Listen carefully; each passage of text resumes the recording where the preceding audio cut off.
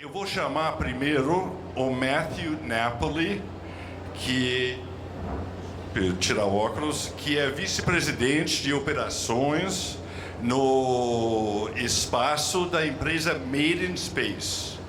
E ele vai contar um pouco a incrível história de por que eles estão investindo tanto na impressão em 3D no espaço, em gravidade zero. Mas eu não vou dar o spoiler, porque é muito interessante. Eu vou deixar o Matthew, meu xará, contar. O Matthew é um engenheiro aeroespacial, desenvolveu tecnologia para manufaturas no espaço em zero gravidade, foi membro do time que construiu a primeira impressora 3D usada em gravidade zero pela NASA na Estação Espacial Internacional. Por favor, Matthew Napoli. Bom dia. Hello, everyone. I'm here from California, so I'm going to speak in English, but I have a translator over there that's going to do a great job talking to you in Portuguese. I'm going to talk about something a little bit different for a few minutes, a little bit different than fashion. I'm going to talk about space. I work in the aerospace industry, doing projects for NASA, and it's amazing to be here today with Alexandre and the Braskem team and bring something a little bit different to this fashion show. I'm going to talk about, well, if it shows up, I'm going to talk about space. And we have an innovative young company that has started up in California out of a university called Singularity University. And our goal is to change the world in a big way. And what we want to do is make space more accessible to everyone. Everyone here, we want everyone in the world to get involved in space. And we're doing that a little bit differently. To lower the cost of space, we want to bring manufacturing to space. We want to build things in space. We want this to be our future, where we're creating new worlds in space and we're all living up there. It sounds pretty big and dreamy, and we're taking little steps along the way to get there. And things that tie into that I'm going to talk about with space is 3D printing, is design, and sustainability. And those are all kind of key things that the speakers that are going to come up here next, we're all going to discuss and talk about. So that's kind of why I'm here, is to tie that all together. New technologies, sustainability, and really cool projects, which it relates a lot with fashion. So this is our company. We're young folks that engineers that started a company, and we did something that no one in the world has ever done. We decided to bring manufacturing to space. And that sounds simple, that sounds like maybe it was already there before, but traditionally everything's built on the ground, put on a really expensive rocket, and launched to space. And we needed to change that. In order to make space a lot more affordable and accessible to everyone, we decided we should be building things in space. Then you don't have to rely on rockets, you don't have to take stuff up there. And we were the very first one. We're a small company with, at the time, we had about 6 people, and we did something that NASA had never done, that no space agency in the world had ever done. And it's incredible how just a young group of people can do something that impactful. And so this was our first experiment. We all got to try out a little bit of microgravity. I haven't been to space, but I have floated on an airplane and test out our equipment. And you might ask why. So I'm going to talk about 3D printing on the International Space Station first, and why we would do that. And here's a few reasons. In the middle is a big rocket. That's traditionally how it's done. And over the last 2 years, we've had 3 rockets explode on the way to the space station, and everything destroyed. Hundreds of millions of dollars destroyed. With our 3D printer, we just send a file to space. The file's not going to explode on the way up there. and then we can print something there. So it's awesome. It gets rid of that whole supply chain. When they have an issue on the side there, they find some duct tape and some parts, and they use their toothbrush in that example and come up with a solution for their problem. So it's really like the Wild West up there. They have very limited resources, very little bit of time, and they rely on what's available. And now they have the capability with a 3D printer to have anything they want, which is really cool. That's a picture of our 3D printer, if you're wondering what it looks like. It's about the size of a microwave. The first 3D printer in space prints plastic parts that are pretty simple and small, about the size of a shoebox. But we're able to give astronauts and scientists things when they need it, instead of planning years ahead of time to put it on a rocket to get there. Quickly on the process, we design it, we transmit it from our ground station in California to space. NASA makes sure we have good communication with the astronauts, and we do all the work. We actually do all the printing. And then the astronaut takes it out of the printer and he has a new part, and he's excited. So the process is that simple, which is really cool, because the other process is buying a wrench, taking it to NASA. NASA does some paperwork, they pack it, they put it on a rocket, then the rocket flies to the space station, the astronaut takes it off, digs through a bunch of bags to find it, takes it off the space station, and then they have the wrench. So we could do this a lot faster. And so after our first printer, we realized we have one plastic that we can print with, we need more materials. And that's when we met Braskem here from Sao Paulo. We needed a new material that would give us new capabilities, and so we met with them and started working with their green polyethylene. It's a sustainable, the green in green polyethylene is because it's made from sugarcane here in Brazil, which you guys are great at, is utilizing sugarcane and ethanol. and so we really like this material. Obviously, polyethylene is a material that everyone uses every single day, and so astronauts also need it. There's a couple unique things about polyethylene in space. One is it's a radiation shield. So you hear about radiation hitting humans and being harmful to humans. This actually protects humans from radiation. Polyethylene, in their bedrooms, they have 3-inch walls of polyethylene to protect them. So that's another great reason to have this material on top of all the other reasons. And then third, it's recyclable, which is really great. We can reuse these materials. We can print a part and then reuse it, which is amazing. And the other really cool feature about this is it's not made from petroleum, it's made from sugarcane. And in the future, we're looking towards really big things where hundreds and thousands of people are living in space. We can't bring all the oil with us. We can't find oil in space on the moon or Mars, but we could grow plants. So we could grow sugarcane and actually make our raw materials for space exactly using this similar process. And there's an astronaut, I think there's a video right now to show. These parts have actually been built in space using green polyethylene.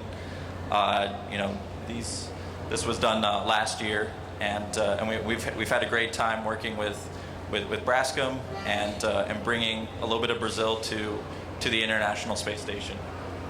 And the astronauts has had a great time with the parts and seeing them and using them, and at the end here you see how happy she is. I know you guys are all from the fashion industry, so you can really enjoy her hair in a couple seconds. It does unique things in space. But that's, if you're living up there alone for 6 months, having this capability is very, very exciting to them.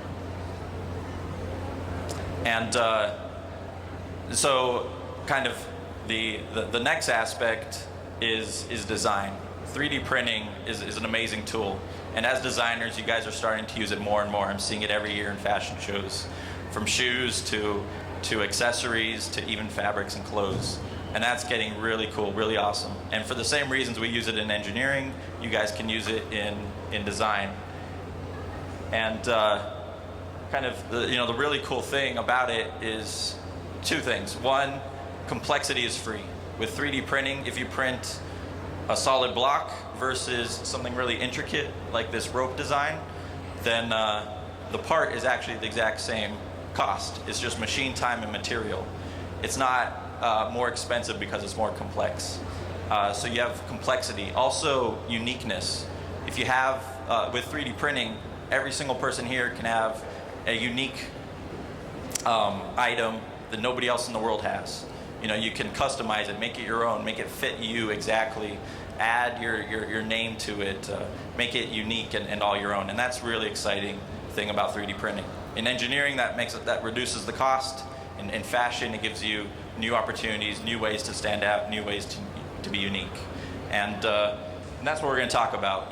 There was a few parts in the fashion show today that we 3D printed out of the Braskem green polyethylene with Alexandre's designs, and we'll show you some pictures and tell you more about that, which has been a really exciting way to add a little bit twist to this show today. So there was a little bit of space in the show today, a little bit of 3D printing, technology, sustainability with the green materials, and we're going to discuss that a little bit more now. Real quick before I bring them up, just a little bit of the future. You know, I talk about these big visions, but we're going to keep going with building in space. And we're going to build satellites. We're going to build satellites bigger than have ever been built before. And we're going to build on other planets. And we want to start taking people along with us in the future. We want engineers, we want astronauts, we want designers, we want plumbers. You know, we're going to need a whole civilization out there. And that's why we love to come together with different industries, with the plastic industry, with the fashion industry, and really spread the love of space and get everyone involved. So in the future, it's going to be amazing. Really cool things are going to happen. And then that's about it for me. We're going to have some questions and discussion. Ok. Obrigado, Matthew. Meu xará. Eu adoro essa história, é a história que nós vamos colonizar espaço e Marte, e que o Brasil faz parte, já está fazendo parte disso. Para explicar melhor a conexão brasileira com essa história, eu vou chamar aqui ao palco a Cláudia Madrid. Ela é gerente comercial de químicos renováveis na Braskem, empresa do setor químicos e petroquímico brasileira. Cláudia é responsável por identificar oportunidades comerciais globais para biopolímeros e gerenciar contas globais, incluindo desenvolvimento de distribuidores e fornecedores sustentáveis. Essas oportunidades são mais do que globais agora, né? São espaciais até. E também quero chamar o Alexandre Ercovitch ao palco, por favor. Acho que aqui ele dispensa apresentações, mas ele é um dos mais reconhecidos estilistas brasileiros, tanto nacionalmente como internacionalmente. Hoje está à frente do estilo da marca A La Garçon, que possui um forte apelo na sustentabilidade e no reuso de materiais. Por favor, gente.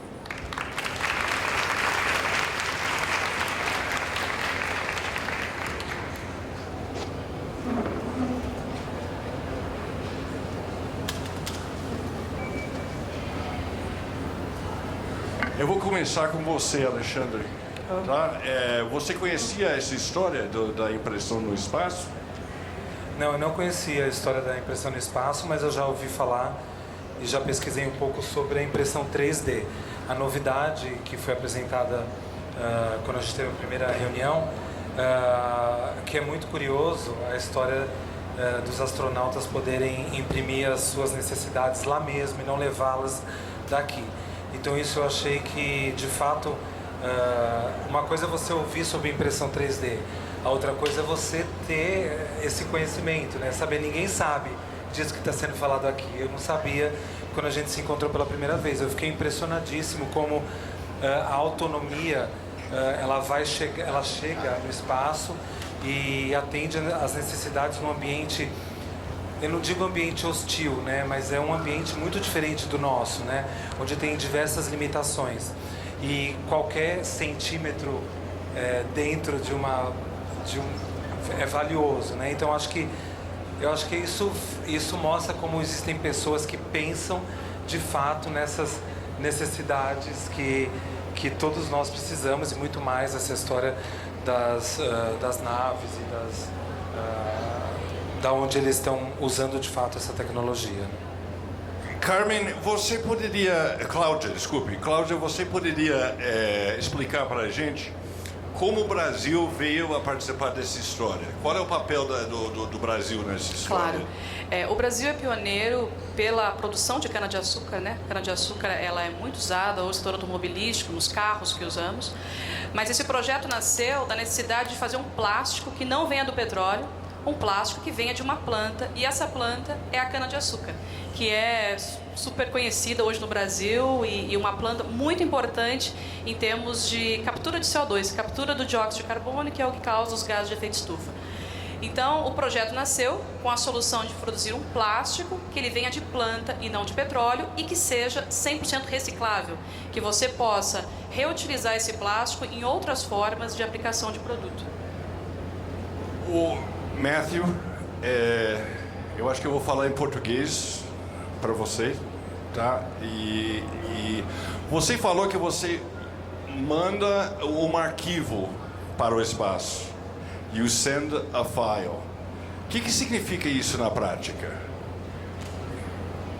Yeah, so we transport things digitally.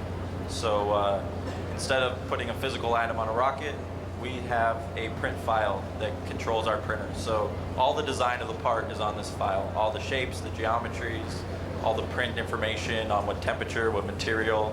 It's all on one little file. And we transmit it to space from our ground station through the internet to a satellite, then it bounces to the space station, to our little 3D printer on the space station. So it's a lot like sending an email. It's almost that simple. Essa era a minha pergunta, na verdade. É um e-mail? É isso? Você manda para o espaço? He didn't translate the question. It's an email. Yes, it's practically an email. It's just transferring this file to the space station, which is really cool. It's a little bit more complicated, but not much. O Alexandre, você usa a impressão 3D nos seus trabalhos? Não, nunca usei, primeira vez. Essa é a primeira vez? Primeira vez. E você vê potencial para isso? Você me disseram que você se preocupa muito com a sustentabilidade. Você vê... gostaria que você falasse um pouco sobre como você se preocupa na verdade, e qual a oportunidade aqui. Claro. Desde que eu comecei a trabalhar na Lagarson, que é uma empresa que foi fundada pelo Fábio Souza, que está aqui, onde a preocupação dele sempre foi, é uma empresa que já existe há mais de 10 anos, ele sempre se preocupou no reuso, em utilizar o que já está pronto e produzido no mundo, né? Sem produzir nenhum excedente, sem produzir nada que não vá ser de fato utilizado, né? E a partir dessas premissas, né, que a marca Lagarson segue, quando eu entrei há um ano atrás para fazer a roupa, eu tive que seguir essas premissas, como sempre foram seguidas no mobiliário, em tudo mais que é vendido na marca Lagarson. E na prática, o que uma impressora digital vai ajudar a gente? Ela vai ajudar você a produzir exatamente aquilo que você precisa para vender e não gerar excedente, não gerar estoque, né? Não se gastar mais. Hoje é uma empresa pequena e produz roupas que parte da produção é uma produção customizada. Existem várias modalidades de produção de roupa dentro da Lagarson. Uma delas é o reuso e ressignificado de roupas que já existem no mundo. Então nós pegamos as roupas e damos um outro significado para ela e revendemos. Nessa parte de ressignificar essa roupa, muitas vezes a gente compra uma roupa que não veio sem os botões, por exemplo. Ela foi comprada de uma certa maneira, ela estava desgastada, não tinha os botões. Se a gente for comprar numa indústria de botões um botão específico para uma peça, a gente vai ter que comprar 1.000, 2.000 botões para usar 5, 6 botões. Quando a gente tem uma impressora digital a nosso favor, a gente pode simplesmente fabricar o número necessário de botões que faltam para aquela peça. Então isso é um exemplo da atividade que a gente pode fazer e do uso e da oportunidade na impressão digital. Cláudia, uma das coisas que mais me encanta pessoalmente, eu acho que não só a mim, com o plástico verde, é a sua capacidade de quase que combater o aquecimento global. Quer dizer, ele sequestra CO2 da atmosfera. Eu gostaria de saber, e é reciclável também, né? Eu queria que você explicasse por que ele é tão sustentável, por que ele ajuda no combate ao aquecimento global e se você considera o plástico verde o plástico do futuro. Eu acho que fazendo um link que o Alexandre falou, essa questão de reutilizar, reprocessar os produtos, o plástico verde tem essa vantagem, porque ele é um plástico que vem de planta e se você imprimiu 20 botões e usou 10 botões, você pode reciclar esses botões e reformular em outras peças, até num bracelete ou em outros produtos. Você pode reprocessar e reutilizar. Eu acho que isso é um ponto muito importante, é você não gerar novos resíduos, é você reutilizar e reprocessar com propriedades muito boas de qualidade de produto. Então essa é uma vantagem que linka muito com o mundo da moda. A questão de CO2 é que hoje se fala-se muito de ciclo de vida dos produtos. É o quanto o produto que nós usamos, cadeiras, nosso tênis, o quanto ele emitiu de CO2 em todo o seu processo. No tecido, na cola, em todo o seu processo. Então, como é que você calcula que produtos têm um ciclo de vida de produção mais sustentáveis do que outros? O plástico verde, por toda a sua cadeia, vindo de planta, para cada 1 tonelada de plástico verde que você usou no seu desfile, você capturou 2,78 toneladas de CO2. Então, para cada 1 quilo de plástico que você usou, você capturou 2,78 quilos de CO2. O que significa capturou? Ele, na verdade, em todo o seu ciclo de produção, ele tira CO2 da atmosfera, ele não joga. Como é que ele faz isso? Com a fotossíntese da cana-de-açúcar. A cana-de-açúcar, para crescer, que é a matéria-prima utilizada para o plástico, ela captura CO2. E nesse processo, diferente do petróleo, que emite para você extrair e é um recurso limitado, ele tem essa vantagem. Então, esse é o principal ponto de captura de CO2. Muito interessante. Matt, como é que vocês escolheram esse plástico? Como é que vocês descobriram? Quer dizer, vocês sabiam desse plástico? Como descobriram? E qual é a vantagem desse plástico para a manufatura no espaço? Yeah, so we first found out about it in California. Brascom had an engineer there, Everton, at the Singularity University, and that's where we first met them and heard about this Brazilian plastic company that makes the most polyethylene in America.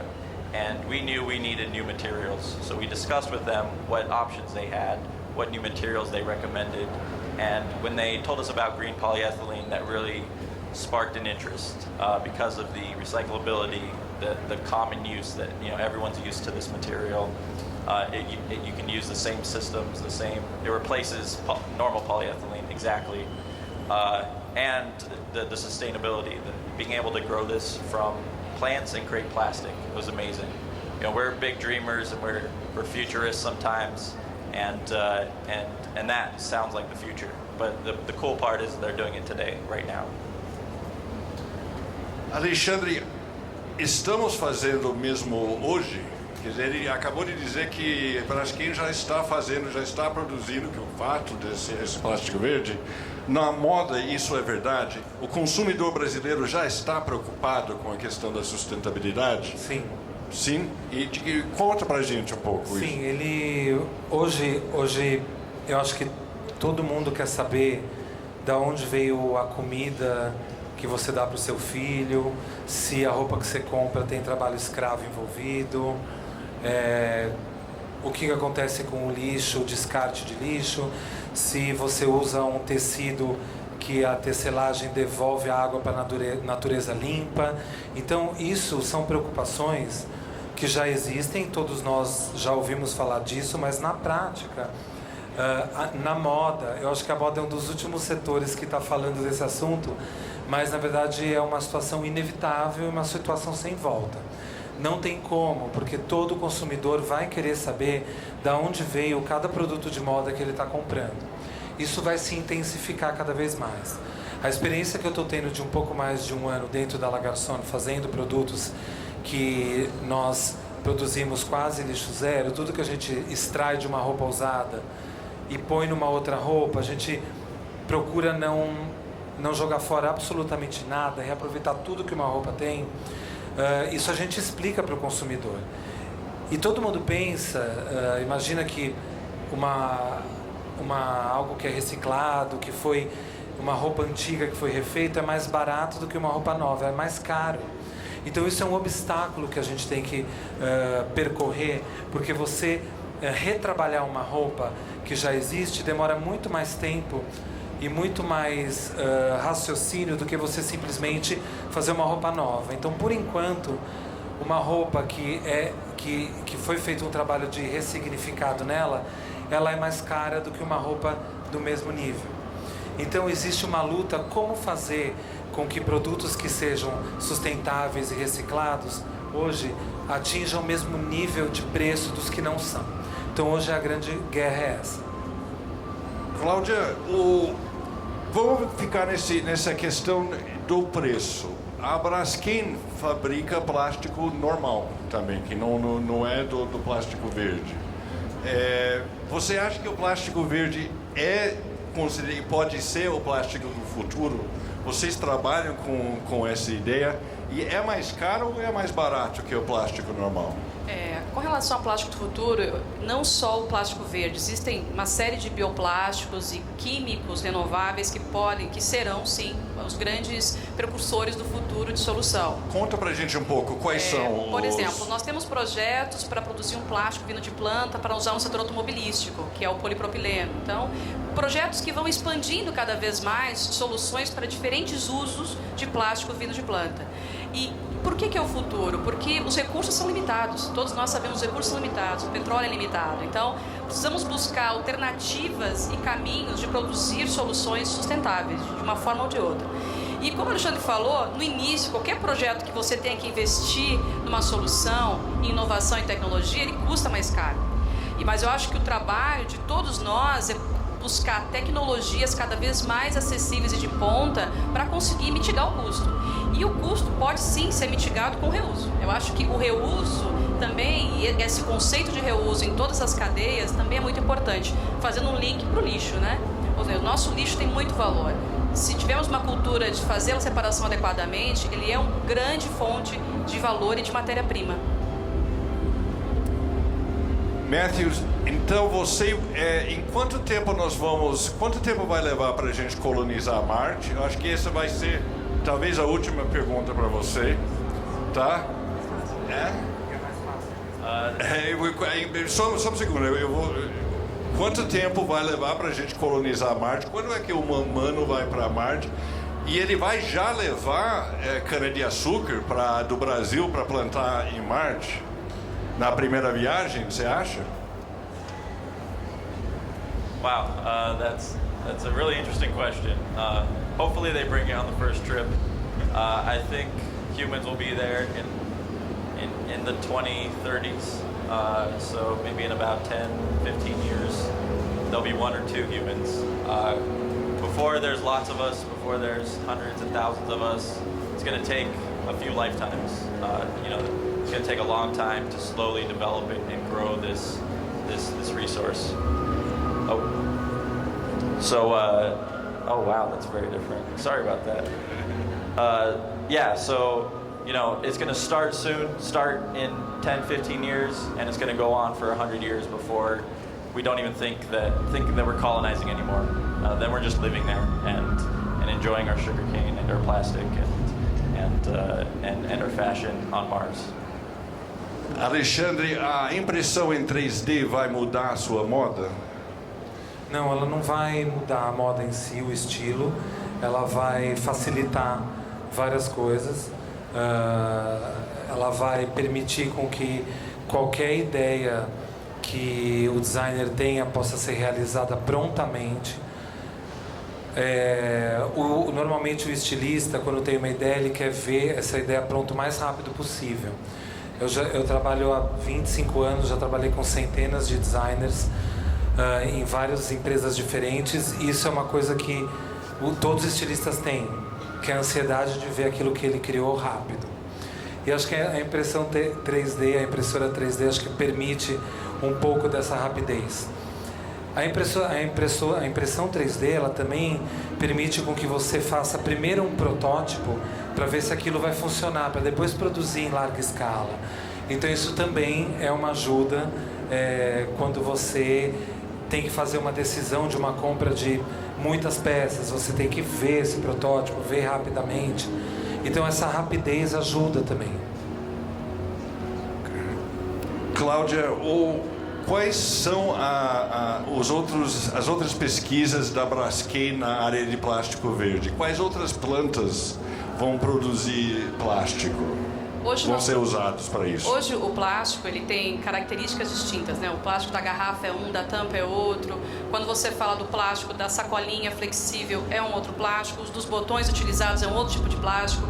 Hoje a Braskem tem aproximadamente 40 tipos diferentes de plásticos produzidos em verde, né? Que vem da cana-de-açúcar, que vem do etanol. A ideia sim é crescer.